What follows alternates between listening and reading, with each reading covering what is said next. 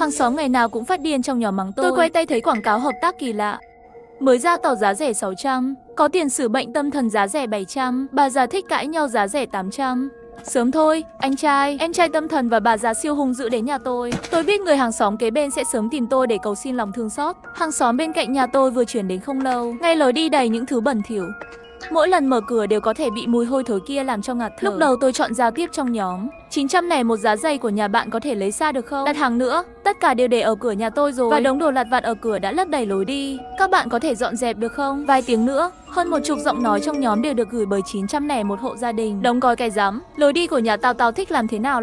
Không phải việc của mày. Tất cả đều là những lời chào hỏi cha mẹ. Tôi càng tức giận. Lúc này, điện thoại đột nhiên đẩy cho tôi một tin lạ, là chủ của một thành phố nào đó tìm người thuê nhà có tiền sử phạm tội để giúp anh ta đối phó với hàng xóm. Một ý nghĩ hiện lên trong đầu tôi cũng làm thế. Ngay lập tức, các trang web cho thuê lớn đã gửi một tin nhắn cho thuê 140, căn hộ 4 phòng 2 phòng cho thuê. Yêu cầu người thuê nhà không dễ gây rối. Mới ra tù giá rẻ 600, có tiền sử bệnh tâm thần giá rẻ 700, bà già thích cãi nhau giá rẻ 800. Thời gian thuê, tôi liên tục thông qua camera giám sát của nhà tôi. Tôi thấy người hàng xóm kế bên đi tiểu trước cửa nhà tôi và tôi không hề tức giận, chỉ là chế nhạo.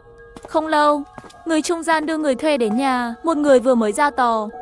Năm mới anh ấy uống quá nhiều rượu. Bạn có nghe thấy hàng xóm mắng hắn không? Hắn chạy vào bếp, cầm dao lên và đâm người ta. Một đứa em trai u ám vừa ra khỏi bệnh viện tâm thần. Hắn bị cha dượng tra tấn từ nhỏ, cho nên khi hắn có sức lực phản kháng, hắn liền đem cha dượng của hắn vào hóa mộ luôn. Tòa án không phán quyết được, bởi vì lúc đó anh ấy dưới 14 tuổi và bệnh viện chẩn đoán anh ta bị bệnh tâm thần nghiêm trọng. Ngoài ra còn có một bà già thời trang với hình xăm lông mày và đầu nón. Bà ấy phục vụ gia đình 3 bữa một ngày. Con dâu còn ghét bà ta nấu ăn khó ăn. Hắn ta ngay lập tức cho con trai và con dâu uống thuốc nhuận tràng, tự vỗ mông đi rồi. Trung gian nói với tôi rằng họ không tệ.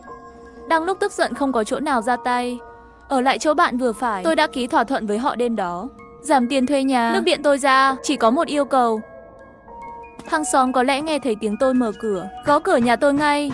Nhìn ra từ mắt mèo, người đàn ông chỉ mặc một cái quần lót, lấy tăm và đánh răng, cười rất tục tĩu. Cô gái xinh đẹp, tôi biết cô đã về nhà, ra ngoài chơi đi, không phải nói muốn sự anh trai sao? Có phải là ngại không? Đại ca ra tò cầm réo sắp xông ra ngoài, bị bà già đầu nóng ngăn. Tôi 70 rồi. Tôi lên trước, lại bị tiểu đệ tâm thần ngăn lại. Tôi bệnh tâm thần còn chưa xong. Để tôi, cửa mở. Người đứng ở phía trước, miệng cậu hôi quá. Có phải là ăn cớt không? Đàn ông nổ tung, mày mới ăn phân. Cả nhà mày đều ăn cớt. Vậy tôi cho bạn ăn chút cớt được không? Nói xong hắn thật sự cởi quần ra, đập một đống cớt ở cổng 901. Người đàn ông 901 gầm lên. Nói xong hắn giơ nắm tay lên hướng em trai chạy tới. Em trai không quan tâm, chỉ là tiện tay lấy một cái kéo từ giá giày của 901, giày và thực sự lắc một cục phân. Thời điểm hoàn hảo, người đàn ông đấm vào đôi dép của mình. Người đàn ông 901 sụp đổ, điên cuồng đánh nhau với hắn, vẫn không thể tránh khỏi dính đầy mặt cớt. Ba chủ của 901 cuối cùng cũng xuất hiện. Lúc này hắn mở cửa.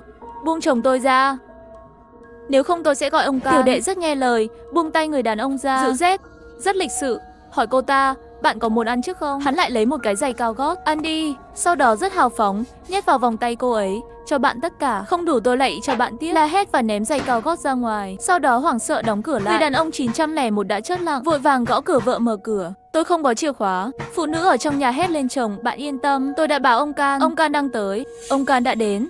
Nhưng nếu xét em trai, 1. Không đánh người, 2. Không làm hư hỏng tài sản, 3. Còn có tiền sử bệnh tâm thần, trực tiếp xếp 3 lớp giáp. Ông can không biết nói gì, ngược lại còn giáo dục người đàn ông 901, sau này đừng chủ động kén ăn nữa, nếu không cho dù bạn có báo cáo thì không có lý do gì để bắt. Sau khi ông can đi, người đàn ông đó thực sự dừng lại một thời gian. Hôm nay tôi làm việc ở trường, buổi tối tự học, đến khu phố đã gần 12 giờ rồi. Đi tới góc đường, trong rừng trúc bỗng nhiên xuất hiện một bóng người, đấm vào sau đầu tôi. Đau dữ dội, tôi ngã xuống đất. Người đó lại mấy cú đấm nữa, đập mạnh vào người tôi khiến bạn hoảng sợ. Không cầm cho mày xem, còn teo là Hello Kitty. Giọng nói đó là 901, nhưng toàn thân vô cùng đau đớn, không thể thoát ra được. Thằng nhóc thần kinh không thể bảo vệ mày nữa phải không? Và anh ta cố gắng bẻ mặt tôi, bàn tay hôi hàm véo môi tôi. Đi báo ông can đi. Anh ơi, em sợ quá. Ha ha ha, đi báo ông can đi. Có người đấm vào sau đầu hắn, hạ hắn xuống đất. Là anh trai ra tò. Đại ca đem người đàn ông đứng trên mặt đất, tất cả như mưa, đập mạnh vào người đàn ông. 901 đau đớn gọi thẳng đại ca, tôi sai rồi. Miệng tôi toát, bạn đừng đánh nữa. Đàn ông bị đánh khóc lóc thảm thiết, quỳ trước mặt tôi điên cùng dập đầu. Cô gái xinh đẹp, xin lỗi, tôi sai rồi. Đại ca ra tò một cái tát ở sau đầu hắn. Đừng gọi mẹ mày. Cô gái xinh đẹp, tôi sai rồi. Cô gái, tất cả là lỗi của tôi. Sao chuyện này đều là tiểu đệ đưa tôi đi làm? Đại ca ra tò đón tôi tan làm, bà thường ở nhà nấu bữa tối. Vì vậy, trên bàn ăn của nhà tôi không còn là tôi một mình ăn đồ ăn mang đi nữa. Bên cạnh gần đây cũng có động tĩnh chuyển nhà. Thế giới của tôi cũng thanh tịnh, nhưng cũng không ngờ rằng 901 người đã đi rồi. Chuyện kinh tởm của tôi vẫn chưa kết thúc. Hôm nay hiệu trưởng gọi tôi đến văn phòng. Tôi lấy điện thoại xem, nhìn thấy là một vài dòng chữ lớn trên video. Giáo viên ngôn ngữ trung học Trần Du Nhiên.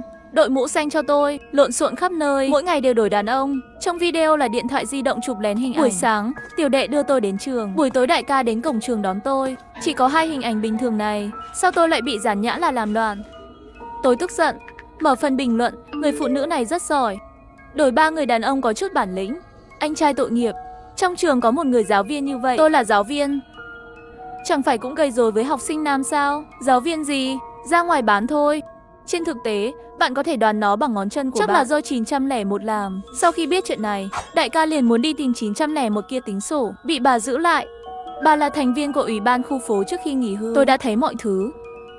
Xem xét vấn đề cũng cẩn thận hơn. Vậy, một kế hoạch trả thù hoàn hảo. Nhà 901 là mượn ở trong nhà ở trước cửa tiểu khu. Đại ca khách sáo nói mấy câu chuyện gia đình. Dễ dàng hỏi ra khu phố 901 hiện đang sống. Sau khi đến khu phố đó, vừa gặp 901 người đàn ông đi ra ngoài đổ rác. Hắn rõ ràng là có tội. Ngay khi nhìn thấy chúng tôi muốn chạy bị đại ca chặn lại, gặp tôi liền chạy. Không thích tôi như vậy sao? Không phải, tôi có việc. Đại ca như có gian quan thứ 6, kéo hắn lên. Đang chiều tối, nhiều cư dân ra ngoài đi dạo, có mấy người còn thì thầm với nhau. Người phụ nữ này và 2 người đàn ông này có phải là ở trường trung học không? 901 chuyển mắt, rồi kêu cứu.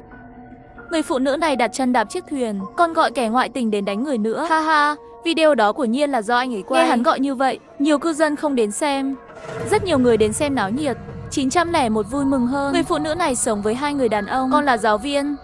Cánh tay đại ca sắt đấm xuống, bị bà già cướp trước. Trên mặt người đàn ông hiện ra một dấu 5 ngón tay màu đỏ tươi. Bà già bồi thêm trái phải, chính là mấy cái tát đánh xuống. Người thật mất nét. Thay con gái tôi, ta hôm nay cho dù đánh chết người cũng không ai có thể nói gì. Con trai tôi đưa con gái tôi đi làm sao vậy?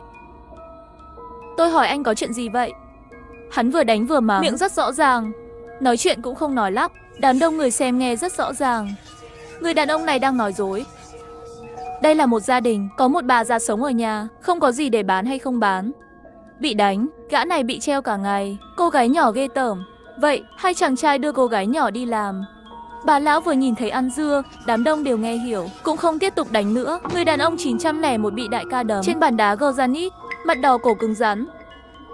Bà già chết tiệt, có tài bịa ra những lời nói dối. Bà và con gái của bà khi còn trẻ chắc chắn hành nghề, nói thì muộn, làm thì nhanh. Bà lão lại một cái tát vào mặt.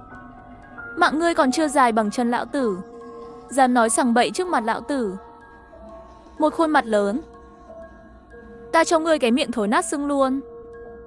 Giờ đến lượt đại ca nắm lấy cánh tay hắn. Cầu xin đừng đánh nữa. 901 lăn và bò trốn vào góc và run rẩy, muốn lấy điện thoại di động. Các ngươi bị điên rồi. Tôi muốn gọi ông can. Bên ngoài khu lập tức có còi báo động truyền đến. 901 ghi âm.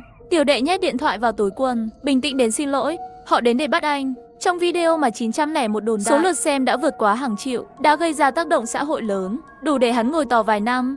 Hắn đột nhiên dập một tiếng quỳ dưới chân tôi. Thưa cô, tôi thật sự sai rồi, tôi bị bệnh.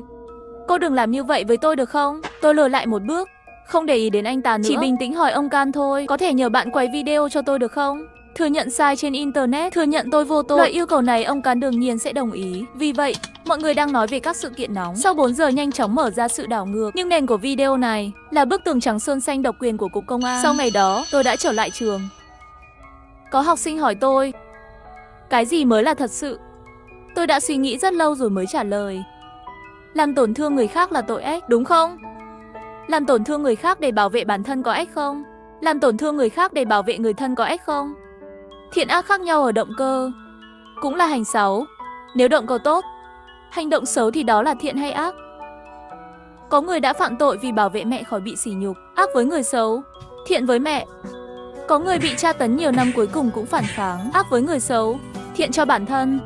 Nếu chúng ta sử dụng góc nhìn, quan điểm đa diện về người khác, chúng ta sẽ phát hiện ác không tuyệt đối, thiện cũng không tuyệt đối, chúng thay đổi ở một phía. Thật ra thế giới này hình như là như vậy. Trên người mỗi người đều có vô số nhãn hiệu thiện ác, chúng tôi dán nhãn cho mọi người mọi lúc. cũng bị người ta dán nhãn, thảo luận bản thân muốn ý định xé nhãn mác ra, dùng đôi mắt của mình để nhìn thật sự. Bạn sẽ thấy rằng thế giới ban đầu rất khác nhau.